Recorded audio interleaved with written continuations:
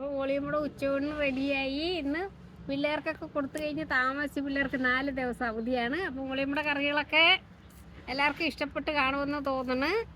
പല സൈസ് കറിയാണ് ഇന്നുള്ളത്. ഇന്ന് ഈ കറി എല്ലാം പോരാഞ്ഞിട്ട് ഞാനോർത്തൊരു മുട്ട പൊരിച്ചാലോ എന്ന് കരുതി.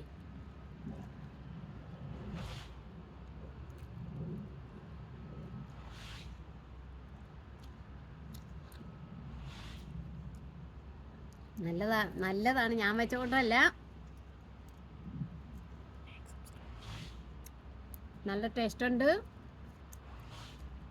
അപ്പോൾ മോളിയമ്മയുടെ വീഡിയോ ഇപ്പോൾ നിങ്ങൾ എല്ലാവരും കാണണമെന്നും മോളിയമ്മക്ക് അറിയുന്ന കുറേ സബ്സ്ക്രൈബ് കിട്ടി. മോളിയമ്മ ഭയങ്കര സന്തോഷത്തിലാണ്.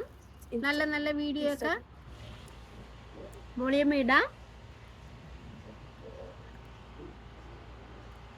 നിങ്ങളുടെ സപ്പോർട്ടാണ് മോളിയമ്മയുടെ ബാക്ക് ബോൺ. പിന്നെ